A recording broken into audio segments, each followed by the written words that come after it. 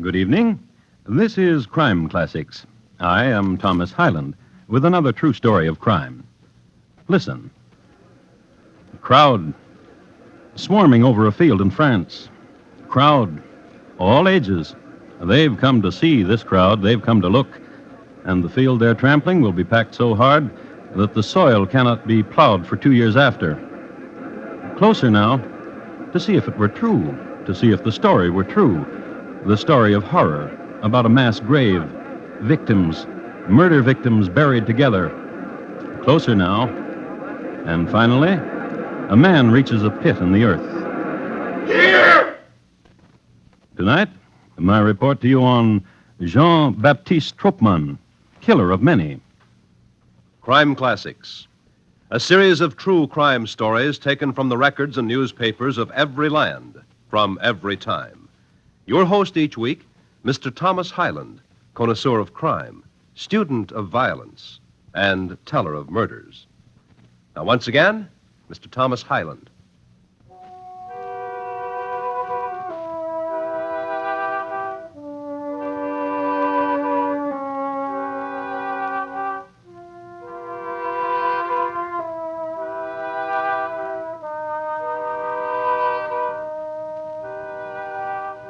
Adolescence is a trying time, a time when imagined sorrow is a constant companion, and loneliness and mystery and joy so great it bursts the heart, sometimes all in a couple of hours. Youth reacts to it varyingly, mostly by writing poems, talking to the moon, rejecting, accepting, dancing, fleeing, getting caught, falling in love, and generally being miserable. Well, Jean-Baptiste Troppmann had a more difficult time with adolescence than most. For example, on the morning of April 3, 1865, when Jean was 16 years old, he had an argument with his brother in his father's factory. Brother! Stupid brother! Dog brother! Why am I cursed with such a brother as you? You! With a hammer against his brother's face. While the factory hands watched in amazement at such a temper, since Jean's brother had only accidentally spilled a small can of oil, after which his brother never looked quite the same. And when Jean was 16 and a half years old, he was standing on the second-floor landing with his father. Father! Stupid father! Dog father! Why am I cursed with such a father as you? And the elder Troppmann was carried to a hospital, where he was treated for concussion and contusions and released 4 days later. It should be said that after this, the elder man never got on steps with his son again. And next spring, when young Jean-Baptiste was walking along the banks of the river, wondering about adolescent things in general, he came across a man of 40 perhaps, with a knapsack, a hiker. Hello. Hello. I've never seen you around here before. Well, I've never been in these parts. What do you think of our countryside? Beautiful. Had I known before how beautiful, I would not have remained city-pent these years, but would have walked down to your countryside before. Are you from Paris? Yes. How is it in Paris? Teeming, dirty. This is your home, that village, these fields? Tell me of Paris. Youth, tell me of Paris. Don't mimic me. Tell me of Paris. Youth. Crazy little monkey, why did you hit me? Don't make fun! You need to be taught!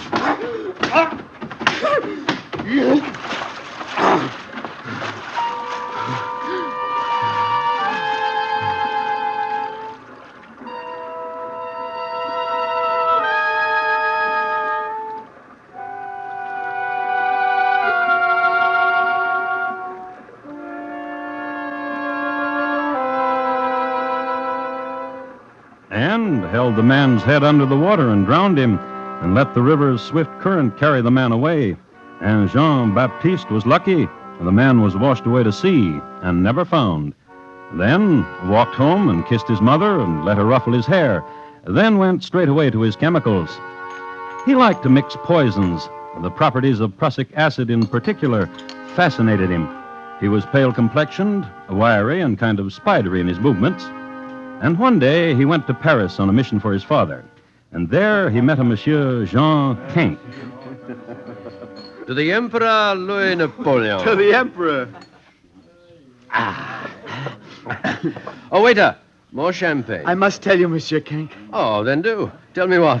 what a pleasure it is to meet a man as sophisticated and as wise as you. Oh, zut. That we have become friends through a chance meeting is fortunate to me. You are a good lad. Jean, Yes?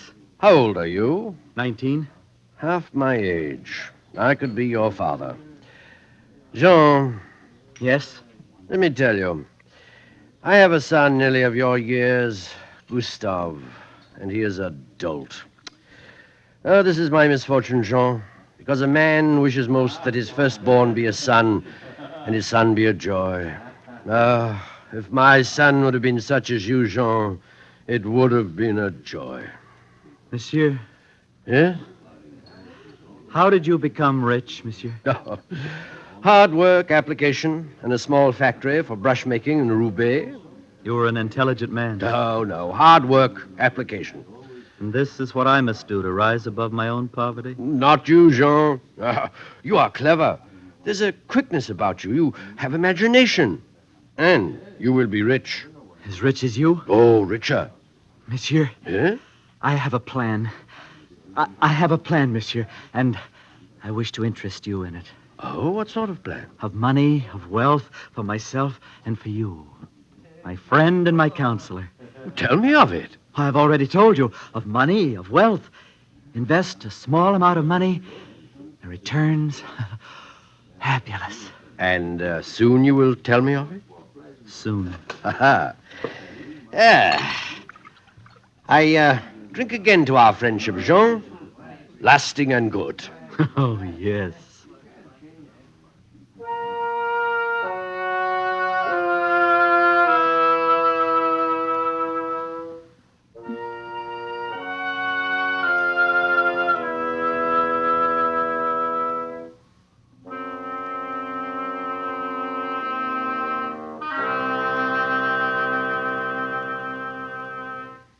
I do not like him. But wife, good wife to me, how can you say you do not like such as he? There is something about that boy. There is an evil to him, Evil? A youth of 19? like a night bloom that's sickened and exudes an essence that stifles. Oh, how can you say that? By speaking like this, Jean-Baptiste Troppmann is a youth who hugs close evil. And more I will tell you. What? When you're not here sometimes, he questions me. Well, bright lads ask many questions. Of the state of your affairs. How much money you have. In what form. How quickly could your bonds be negotiable? Have I insurance? Have you and the children? Also the value of... Mama, Yes, Gustave. the children are all asleep. Emile and Achille chose the left bed this evening. Alfred and Henri the right. And Marie is asleep the first of all, in the nursery. Oh, you're a fine son, Gustave. Gustav, Yes, Papa? next year is your birthday and you'll be 18 years of age. That is true, Papa. Tell me, son, what do you think about Henrietta? Tell your father what you think about Gustave. Playing games. Very good. What kind of games?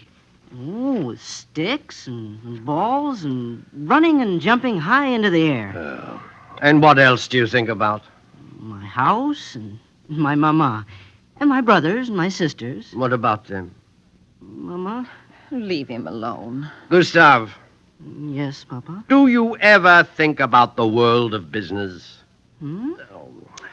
Run along, Gustav. Find a stick and a ball and jump high into the air. Mama. Go. Why are you so cruel to your firstborn? Because I know a young man but a year older than he, Whose name is Jean-Baptiste Troppmann? whose name is Jean-Baptiste Troppmann. And though the name may be a thorn to you, it's a name for you to remember. For this boy, this clever boy, already has a scheme to make us richer, as rich as kings. What plan? If I told you, you would prattle it all about. Nevertheless, it is a plan, such a plan as you never dreamed of, a magnificent conception of a plan. And by a boy barely 19 years old. Oh, would that he were my son. Then I should not have been his mother.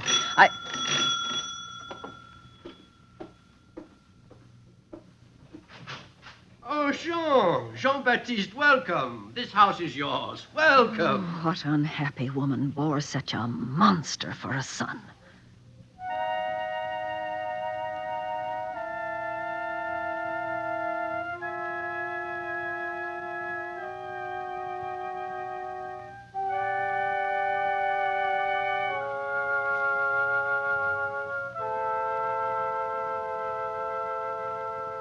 The woman who bore such a monster for a son was named Madame Troppmann, and she was not unhappy.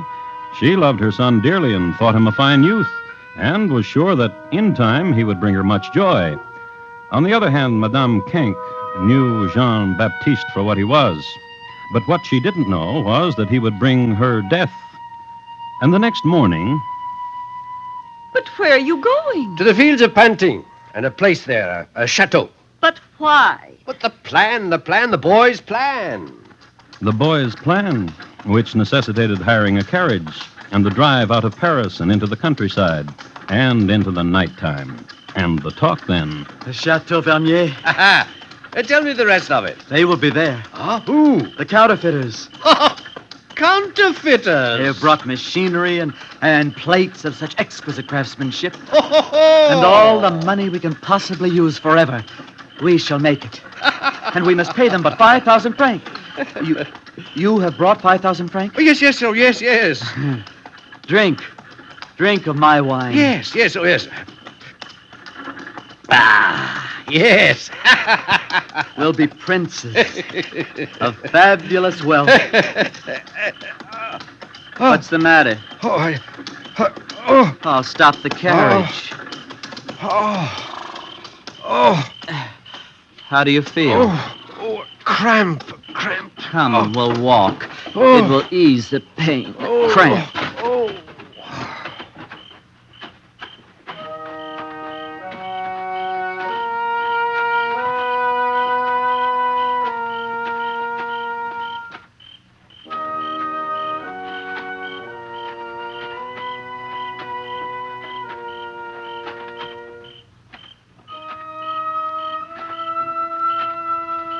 They walked only a short way, and then Monsieur Kenck fell to the ground.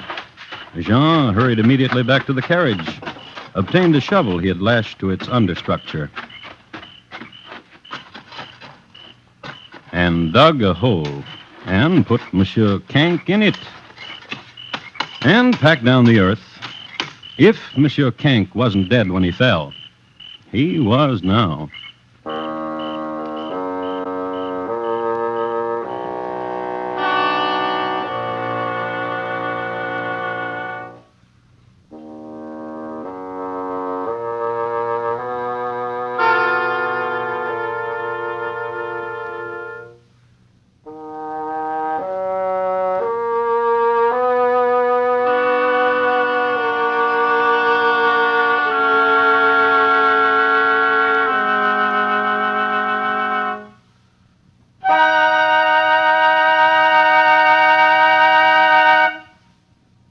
You are listening to Crime Classics and your host, Thomas Hyland.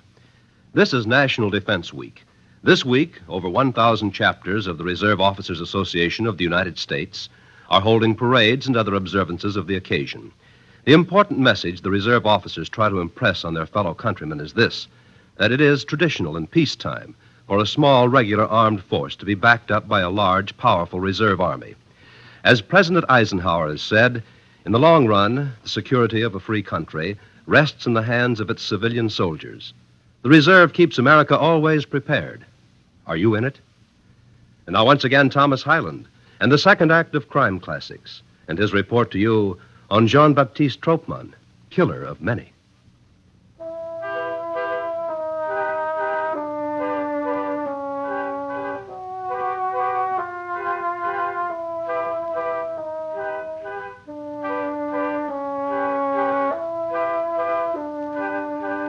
It was France. It was the Second Empire. Louis Napoleon was on the throne, and the Empress Eugénie. Those of dexterity and imagination were inventing machines, and all of Europe was in an economic upheaval caused by mechanical contrivances cleverly put together. It was the era of the speculator, the money adventurer, the exploiter. For the youth of the time, there was the opportunity for wealth beyond dreams, or poverty on the same level. And the youth of the time was Jean-Baptiste Troppmann, a youth of vision, a youth of ambition. He had a plan. Massacre the Cank family and assume identity of Jean Cank. Take his wealth and go to America. There were 8 members of the Cank family, and when we pick him up in the fall of 1868, he had only killed one, the father. One day, Jean-Baptiste wrote a letter to Madame Cank. My dearest wife, I have hurt my hand, and therefore have asked my esteemed friend Jean-Baptiste Troppmann to write this letter to you. I am here in the pension of Madame Bourget in the village of Cernay. How I miss you. How I miss my dear family. Are the 6 children too much of a travail without me? Let you and the rest content with the knowledge that our plans flourish, and soon, soon, dearest wife, we will be very rich. Very, very rich. Now, here is what you must do. Send our oldest boy, Gustave, to me for a twofold purpose. There is work for him here with a future, and he should bring with him 5,000 francs, which is needed immediately for expenses. Your faithful husband, Jean Cank.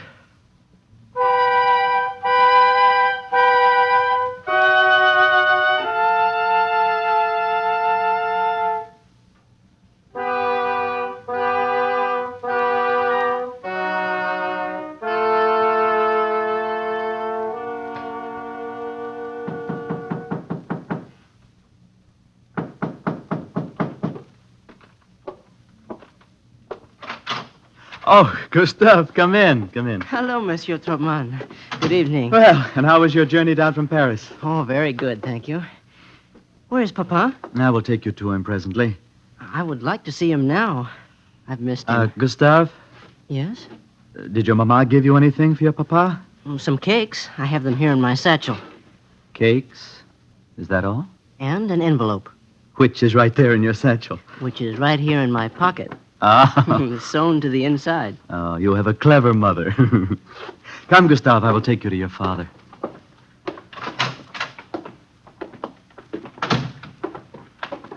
Monsieur, Yes, Gustave?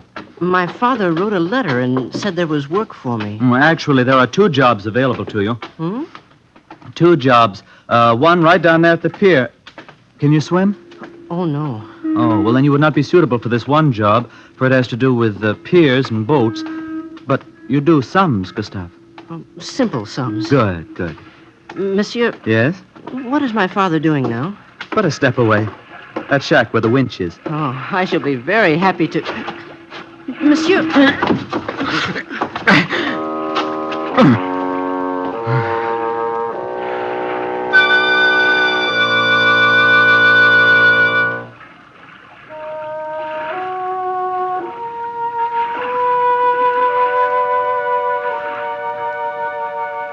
Jean strangled the boy, tore open the sewn pocket, extracted 5,000 francs from it, and then... It was said that on the night of Gustave's disappearance, Jean returned to the pension exhilarated. He paid the landlady for a bottle of wine with 100 francs. He toasted everything and everybody, and went upstairs to his room singing Avec les pieds a saucy sous la tune of the terre. day. Daram, daram, dee-dee.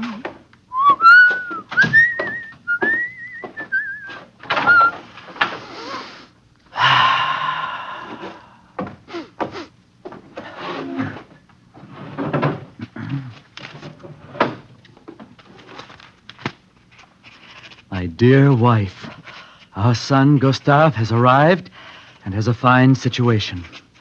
The time has come to disclose to you my secret, but I cannot leave this place. Therefore, all of you must come here for 2 or 3 days. This won't hurt you, for Troppmann has procured and has put up 500,000 francs for our venture. I must match this sum with what I have. Thus, dear wife, I petition you to procure all our assets from the bank and bring them to me.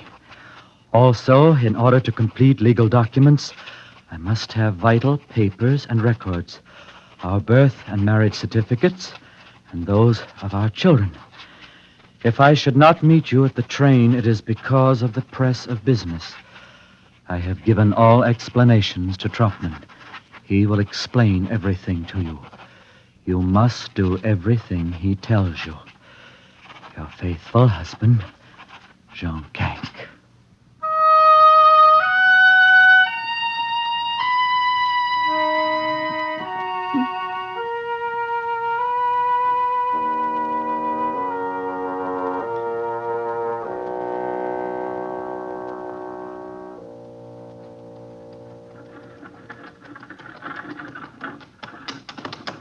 Right, Madame Cank. That chateau over there. What of the children? They sleep? Yes. Then let them. Wait. Achille? Achille! Wake up. Listen. Now listen, Achille. Monsieur Troppmann will take me to Papa, who is in that chateau. I will bring him back to you and the children. Watch over your brothers and sisters, dear son, and I will bring Papa to you. Very well, Monsieur Troppmann. My arm? And will Gustave be with his papa? Will I see my Gustave? No. No. He's dead. Huh? He's dead, Madame. As your husband is dead.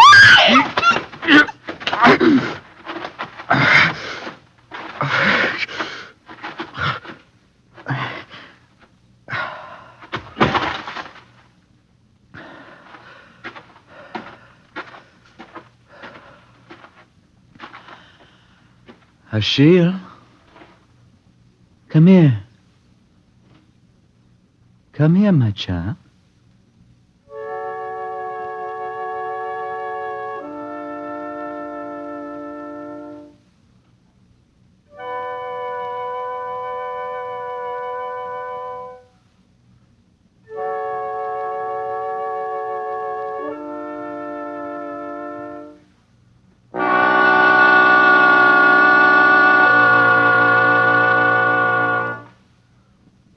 Some time later, a farmhand was walking across the fields. He saw some freshly turned earth and investigated. He ran straight to the police, and the police came to the field. And not only the police. You remember, crowd, come to see, come to look. A mass grave where were buried 6 members of the Cank family. And they saw what they had come for. Since the elder Cank was not to be found, the police immediately assumed that he was the murderer and began their fruitless hunt for him. In the meanwhile, in Le Havre, on a rainy day... And you believe there will be no difficulty in obtaining a passport for me? To America? To America. Monsieur. Yes? Why do you not go to the authorities, monsieur, huh? Why do you need such as I to forge a passport for you? Invent a reason for yourself, my friend, and let it satisfy you. I will be satisfied only if I am paid well. As you will be. Of course, of course. However, a small... forgive me, monsieur, I must... You, stay where you are. I'm afraid, monsieur, you would have to find another, my friend, the police. Well, Ferdinand, have you been looking for me? There's been thievery on the docks, little friend. And I, of course, have been accused? Who else? Because it is a rainy day and you do not wish to look very far. Perhaps. Tell me, who is your friend here? Well, I do not know. Who are you, monsieur? Yes, you. Who are you? Me? Exactly you. Why do you ask that? Because you are with the little thief here, and so elegantly dressed, monsieur. What do you do here? What connivance do you make with this small robber? I don't even know him. Who are you, monsieur? Your name, please. What? So hesitant, my friend? You have papers. No. Yes. No, yes. Yes or no, monsieur? Do not run. Come back. Stop. Come back. Come back. Madman. Stop the madman. He will fall into the sea. Stop him.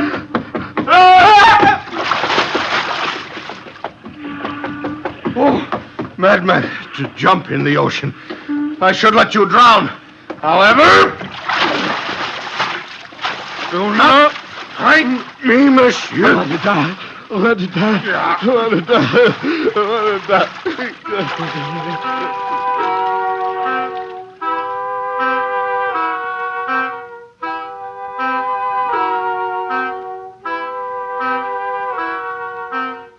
But the policeman pulled Troppmann out of the ocean and took him to the station. Here they put blankets about him and fed him hot soup because suddenly he was an important man. And because his papers, however damp, attested him to be Jean Canque, and Jean Canque was wanted by every policeman in France for the slaughter of his family, including Gustave, who'd been found drowned. I'm not Jean Canque. Oh, then who are you? Not Jean Canque. How did you get his papers? Canque gave them to me. Where is he then? Do not know. Who are you? Not Jean Canque. But who? Jean Baptiste Troppmann. Where is Canque? Listen, he's dead. He's dead. And he's been murdered. He is murdered. And Yeah? I murdered him. And his family? I helped murder them. Helped? There were others. What others? I do not know. But you were there. Yes. And the Canque family is dead. Massacred. All of them.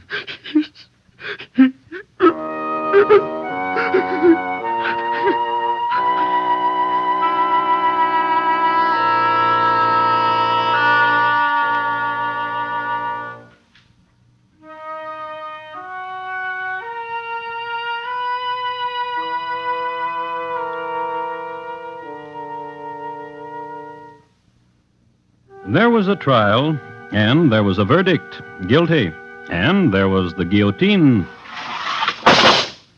And the days of the beast were done.